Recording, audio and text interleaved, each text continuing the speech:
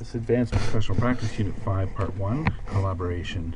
Um, so, um,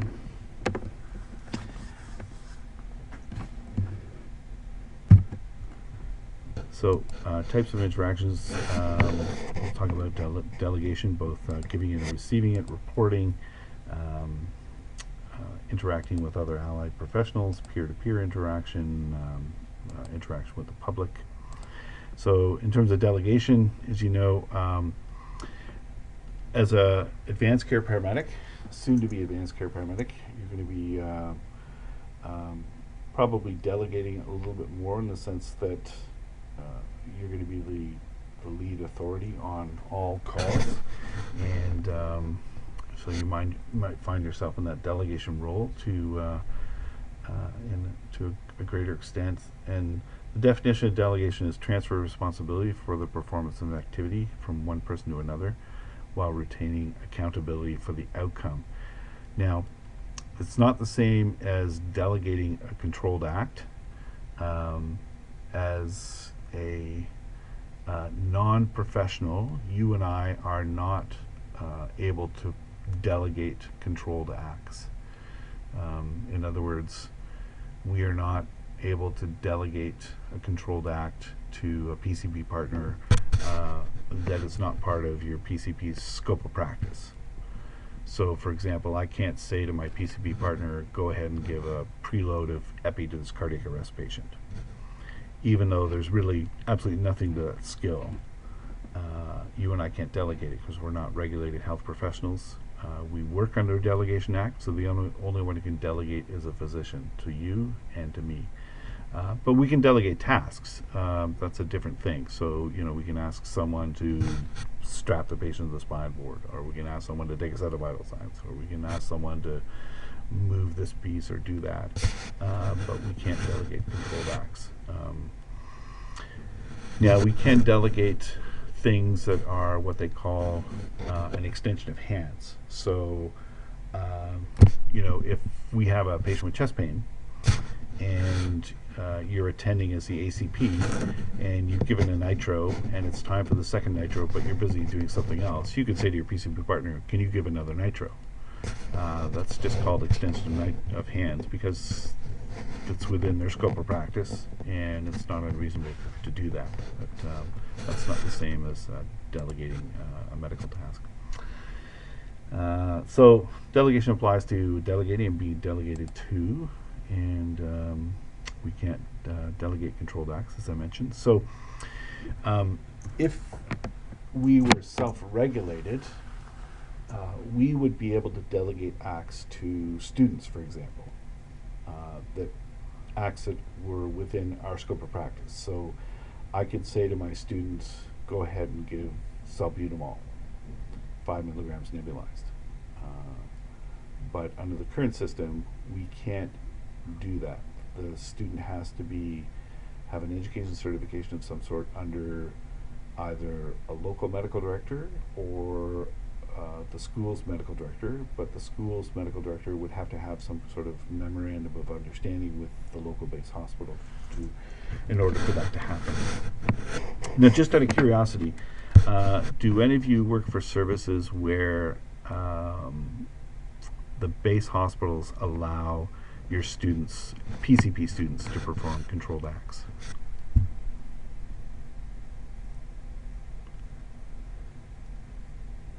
So Greater Sudbury area does that? Okay, that's good. Yeah, all PCP students go through student certification with the base hospital. I believe that both colleges, or both public colleges, CTS, I think it's still doing it a little differently, but both public colleges are running a group or a series of GRS in association with the base hospital to get their students certified. Yeah, it's interesting. It's never ever been an issue at the ACP level. ACPs around the province have been performing controlled acts because you have to. You cannot do your ACP preceptorship if you're not performing controlled acts. Yet there's some places still where PCPs are not technically permitted to perform controlled acts, and I just don't understand why that's still the case. So we can delegate acts only if it's an extension of hands. An extension of hands simply means that it's already within that person's scope of practice. Otherwise, the only delegation we can do is first aid and other tasks.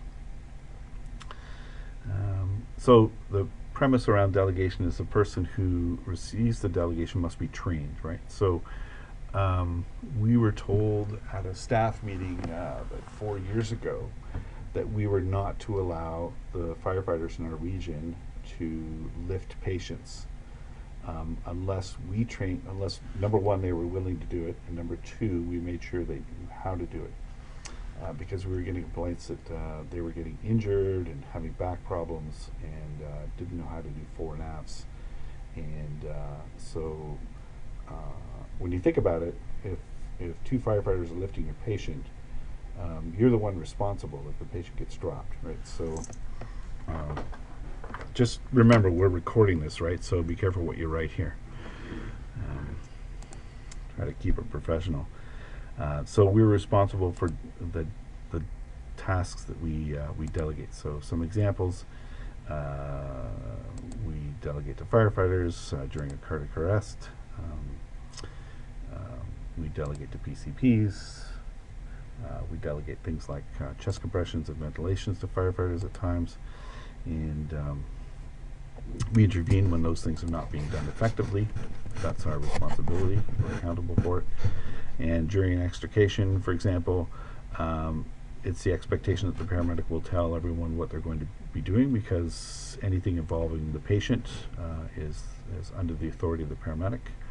The firefighter role is to remove the vehicle from the patient. Our role is to remove the patient from the vehicle.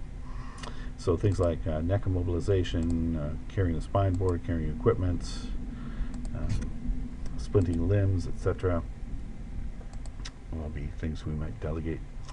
So things we might delegate to a partner would include things like airway management, suction, OPA, NPA, ventilation, dressing wounds, splinting limbs, medications that are within their scope of practice, vitals, history, meds, etc. Firefighters, we may or may not delegate ventilation. Those patients may be arrest only. I would say if the patient's not arrested but requires PPV, that should be your partner who's doing that. The most qualified person should be doing that. If they're ventilating an ETT, that ETT's got to be secure. That would be my advice. That's not a rule by any stretch of the imagination. And Terry, you're welcome to hop on the mic too, if you're, because I can see you texting off on the side there, but welcome to hop on the mic. Chest compressions, O2 administration, assist with carrying patient equipment, but provided they're trained and they're willing to do that.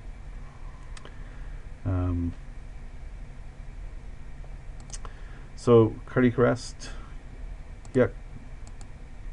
Go ahead, Terry. Okay, so here's hi Rob. Yeah.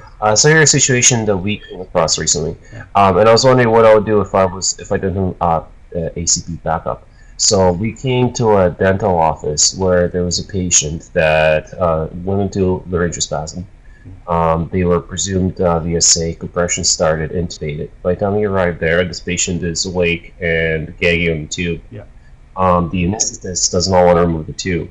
So now to transport this patient, we need to, can we, in the extenuating circumstance, remove the tube as a PCP on the en route, or do we have to bring the anesthetist with us? Yeah, no, you'd have to bring the anesthetist with you. Yeah, you can't extubate the patient. It's not a PCP act. And we can't transport the patient that way, right? No, I don't think it's safe to transport the patient that way. No, you can't. You can't transport an intubated patient. Yeah. Yeah. Okay, fair enough. What was the outcome? Did you take the anesthetist? So the patient ended up getting extubated when the ALS came. When the ALS came. Yeah. Oh, yeah. Further down, so what actually happened was we transported the patient, or we took the patient out, started ventilating the patient. The sats started coming down, the tube went right main stem. So then we extubated, and the patient recovered fully. Yeah. So it was pretty scary. Yeah. Yeah, that's interesting. My worry would be that guy goes into laryngospasm again after you pull the tube out. So, And that's what the anesthetist was worried about. But mind you, this person was awake. So well, it anyway, doesn't matter. You can still be awake and go in laryngospasm, right? I mean, we've all had the experience okay. of laryngospasm in a pool when you aspirate a little bit of water and you experience some laryngospasm. It's a horrifying experience. Yeah, I had one too. So Yeah. okay. Second to that, Rob, I don't know if you heard about the situation that happened this summer at Boots and Hearts with Blair. Yeah. There was a little bit of an no interesting names. question there. Yeah. Oh, okay. Well, no, this is a physician. Yeah. Okay. Okay. Duly noted. So there was a physician who had performed a rapid sequence induction on a patient with a GHB overdose who had on the basis of expected poor clinical course. Yep. And the attending the service which was asked to transport him refused on the basis that he'd been given paralytics. Oh yeah. And there was not that well, yes, he's been given paralytics, but he's no different from any other, brain injured or VSA patient. He's intubated. You have the ability to control the airway. Your ACPs are trained to that. There's no reason, and there was the service insisted that he go with them. Well, I'm curious what your experience where you fall on that. Except that the paralytic can wear off, and likely will wear off. So where does the ACP stand there? Exactly. Yeah. So I think if a doc does an RSI on a patient, the doc should accompany the patient. Yeah. Yeah. So it was a little controversy. So I was curious if you had any, in your experience, you had any opinion on. And Yeah. again, that'll depend on what province you're in, because yes. some provinces your ACPs can RSI. We're just one of those provinces that can't. Yeah. So they might be That's used to ACPs that can do that. Yeah. Exactly. I mean, if you're in Alberta, you just top them up with some rocuronium or something. No biggie. But in Ontario, yeah, do RSI. So I would have some reservation. So if you're uncertain, you just patch your base hospital doc and just say, look, there's a doc here at this event. He's done an RSI and gave this paralytic drug at this time, and I'm a little nervous about carrying this patient. But in the event that his paralytic wears off, can I give him some sedation if he becomes combative? And the base hospital doc will say yes or no. But that's a dicey one, right? Because a physician really should accompany that patient where they've performed a controlled act that's outside of your scope of practice. And obviously they couldn't pass that patient on to a PCP. It would have to be to an ACP curve. So that's an interesting one-off sort of case. So delegation, what else can I tell you? Not much more. Delegated police, not something we do very often, but we have to consider their duties as well, like at a car crash. And just to go back here for a second, I mean, if you wanted to get police to set up a landing zone for the helicopter, that's great, provided they're not needed to do other things like traffic control, and but they can certainly do first aid duties.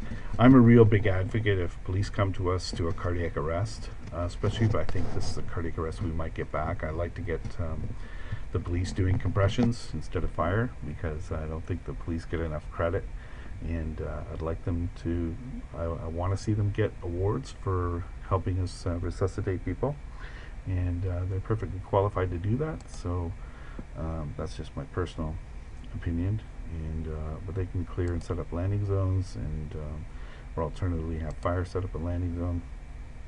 I certainly need them for assisting with combative patients, and so we can sedate them more safely. And then police escorts to hospital. I make a point now, if we're going to get a police escort to hospital, I talk to the police officers in advance and just tell them, look, this ambulance, we're not going beyond 30 kilometers past the limit, and we can't stop or turn quickly, so don't get too far ahead of us. I've had a couple of police escorts in the past where the lead police car was just so far ahead they didn't even look in the rearview mirror to see that we were the police car was over the horizon. We couldn't see them anymore. So sometimes they forget that we just don't drive that fast. And what else? Contacting the coroner. So I put plus or minus there because more and more paramedics are contacting the coroner, and I think the coroners like hearing from paramedics because they get a full medical report in those situations. So if I'm going to be at the scene for a little bit, and we're going to contact the coroner, I usually contact the coroner myself and make a point. I'll just say to police, do you want me to speak to the coroner? And oftentimes they look at me a little surprised and say, sure, sounds good to me. So in terms of, once you get out and you're working as an ACP, I'll tell you, you're going to go through different phases. Initially, you're probably going to be a bit of a dictator because you're going to be nervous and you're going to want to control things, and you're going to feel like the weight of responsibility is resting on your shoulders. So just be aware that it's not uncommon for new ACPs to go through a bit of a dictator phase and try to be cautious about being as diplomatic as possible and being as polite as possible. So we do have a tendency to control things, and that can be perceived as arrogant and offensive by other medics. What I also find sometimes is when you're at a station and you're having a conversation about calls, sometimes the ACPs will talk to each other and not even make eye contact with the PCPs in the room. And so just don't forget your roots and remember to include everyone in the conversation, no matter what kinds of call you're talking about. Then I find typically a lot of ACPs go through what I call a benevolent dictator phase, where they control the scene without being overly controlling, and they're willing to consider input, which is a good phase to go through.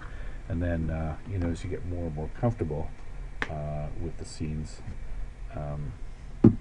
you tend to relinquish some of those leadership roles. So you become a leader and a guide. I find oftentimes in cardiac arrest, I don't need to say much or do much of anything, and so things tend to unfold naturally without much in the way of guidance from me. So I'll just step in when I think something needs to be done that hasn't been done. And I'll often ask the team, can you guys think of anything else we need to do at this point? And sometimes I'll forget. Someone will say, do you want me to put a King LT? Yes, please, that's great. So it's important for the team to know who's in charge, especially if there are, a couple of ACPs on the scene. And then you can bring the team back online again when things go a little sideways. What else do I want to say about that?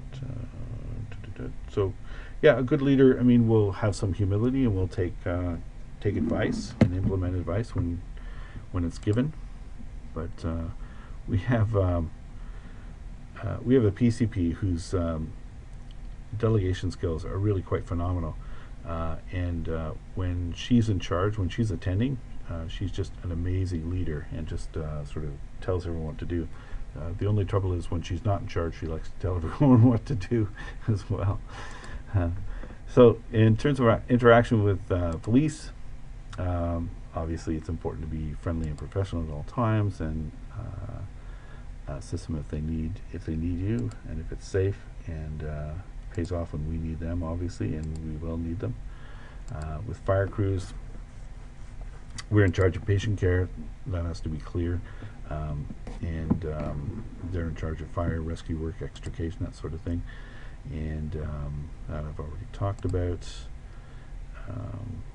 And extricating the vehicle is, both our responsibilities. But I think, what's important to keep in mind is firefighters don't understand how critically injured a patient is when they don't appear to be injured.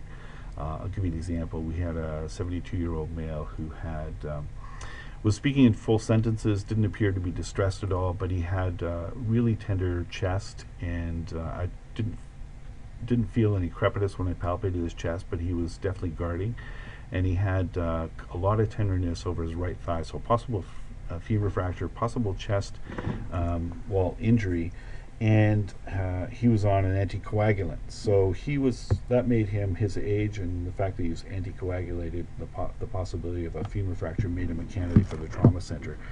But what the firefighters didn't understand is he's talking, he's smiling, he's not in any distress, and they just thought they could, take their time. And at one point they were pausing and talking about things, and I said, let's keep going, we got to get him out now.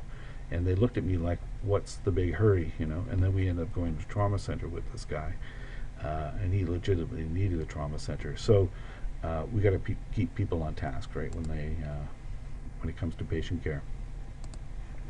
On fire calls, obviously fire's in charge, and we do our usual PPE and park in the appropriate place and seek out the captain for direction on where to go and what they'd like you to do. And we don't go into the fire zone. We're there not just for people involved in the fire, but we're also there for the firefighters should they have an issue, and then call for backup on a PRN basis and treat patients as they come up. And then we get cleared by the firefighter or the captain at the end of the call. This I've already touched on. Rehydration, I think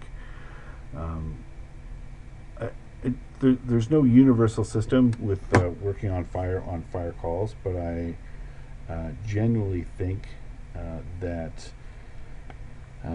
whenever firefighters crews come out of a call, they should immediately be seeing us for an assessment. We should be doing a full set of vitals on them, and auscultating the chest. It'd be great if we had CO detectors. We don't where I work, but that would be a nice feature to have. And then we should be able to say they're good to go back in, good to take their break and then go back in afterwards. But that's not a universal system around the province. I wish it was. That's coroner. So we can call the coroner, and these are physicians, and we can give a report to them. They expect that we finish our paperwork as quickly as possible, and coroners can actually subpoena your EPCR. And that's happened to me a couple of times where the supervisor has said, we're taking you out of service as soon as you're finished this call, so you can finish your paperwork and send it off. And they don't need to go to a judge or a court or anything to get a subpoena for your EPCR. Coroners have that authority. And but if we're on the scene and we're unable to complete the paperwork right then and there because we got called for a call, it's not a bad idea to say, sorry, I'm going to have to get this back to you later. But if they, again, as I said, want to subpoena it, they can do that.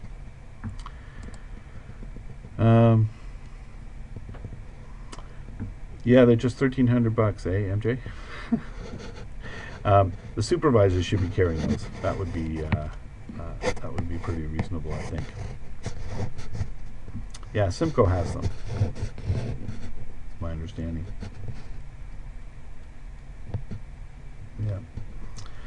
But what else I want to say about the coroner? Nothing really. Physicians on scene. So, as you know, we can only take delegation from our base hospital physicians, and not from any other physician. So, if we're at a medical clinic or anywhere else with a physician, we take a report. Yeah, go ahead, MJ.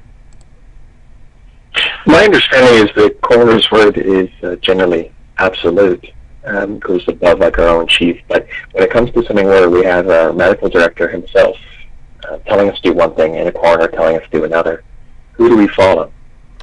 Give me an example. Well, I don't know. Maybe a case where I was online with the medical director for cardiac arrest, and essentially for some reason the medical director is advising me to keep the body on scene. I don't know, giving a stretch. And the coroner saying, no, I want you to transport him to the cadaver lab. Right? Yeah, that's a good question. I would, the first thing I would do would be involve my supervisor in that kind of a case, because the coroners can delegate to us to transport if the body is in a public place, and it would be in the public's interest to remove that body. But if that's not the case, I don't think they can delegate to us. They would have to get a body removal service for that. Yeah, other than that, I was stopped once by a coroner for we weren't allowed to take a body across provincial lines. Oh. And because of that, and because we were on scene when he was toured, they had us stay with him until the coroner showed up. Yeah, with our CMP at the same time. So yeah, so I mean, in Which- Ontario, we don't transport bodies, so I don't know if it's Yeah. different in rural Alberta or something, but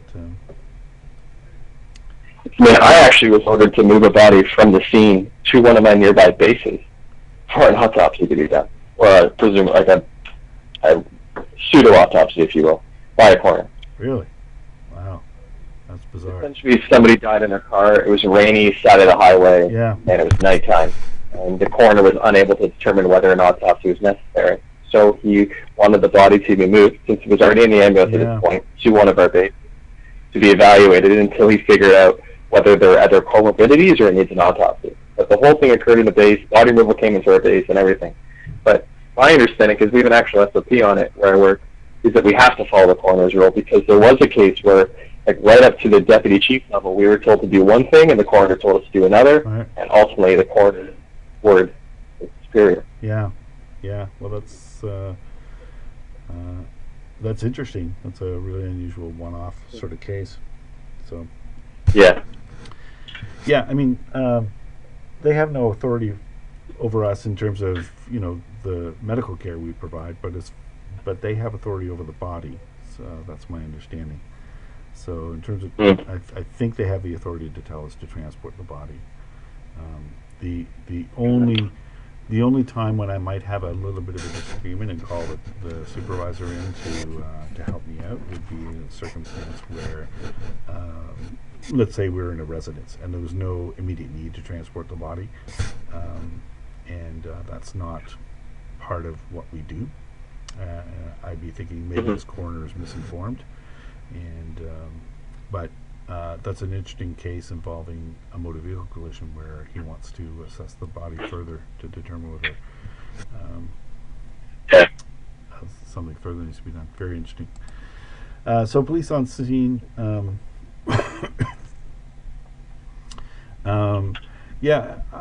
Occasionally I have a little bit of trouble with police when they're asking lots and lots of questions, and I got a medical assessment to do. So, it's important to try to work collaboratively with them. I'll say, do you mind if we move to the back of the ambulance so you can join us there? Or do you mind if I just ask a couple of questions and I'll let you ask your questions? So as long as we can work together on those, that usually works reasonably well. And here I'm talking about police, but physicians on the scene, we can't take orders from physicians on the scene. Sorry, I was confused there. And we confirm the assessments, so if they tell us one thing, we're still going to ask those same questions. But oftentimes I'll try to ask those questions away from the doc, like take them out of the clinic in the back of the ambulance, so it doesn't appear that I'm repeating everything they've done. And if they want to provide something that's outside of our scope of practice, if they give the pain morphine, for example, they can't pass that patient on technically to a PCP group. They have to accompany that patient en route to the hospital. And this is an issue that's come up in the base hospital many times. And the base hospitals have said consistently, once a patient has received something in morphine, there's got to be someone accompanying that patient who's responsible for that patient. In terms of, I think we're Hold on, Rob, Yeah. can I ask you a question about yeah, that? for sure. Because we've done that quite often, especially in the provinces where I do a lot of patient transports from one hospital to another. Yeah. And it was always like they would get a dose of morphine and Gravol or Yeah. fentanyl and something to carry them over for the ride. Yeah. So we were doing an hour transport from hospital to hospital. They got some in the emerge there. They weren't foreseeing any need for that advanced care through the transport. And by the time we were supposed to get to the next destination, the meds shouldn't have worn off. Yeah. So what you're saying is, because it was morphine or fentanyl and we were PCP based, we shouldn't have been taking those patients even after like an IM injection or IV injection? So it depends partly on your the delegation model you're under. So under the base hospital I'm under, that's what PCPs have been told. But it might have been different in Alberta. Alberta was under a delegation system for many years, I think up until 2 years ago, and they might have been perfectly fine with that, and I think that's great. Yeah, Manitoba's still like that now, and it's just kind of, it really would affect the amount needing to be transported by, especially in those areas, a physician or an RN having to be on board, because there's only PCPs rurally. Yeah, and right? So now you're taking a physician and a nurse out of that hospital to be on that hour-long truck ride to get to the other one. I totally agree. It's expensive and really unnecessary. But I worked as a base hospital program manager for 4 years, and it was our medical director's view, and it's, from my understanding, still the view of the medical directors for our base hospital for this area, that a PCP is not to transport a patient who's received a drug that's not within their scope of practice without a medical escort, so another paramedic or a physician or whomever. So, hang on a second here. I think you just have to get clarification from the medical director under the base hospital you're working with, but hopefully that won't be a big issue much longer because you'll be ACP. But so in terms of receiving a report, I think I think we might just wrap it up. You can just read these slides. This is just common sense stuff about receiving and giving reports. I don't think we need to go any further into depth in this stuff. But any last comments or questions? No? Okay, we'll have a great rest of the day.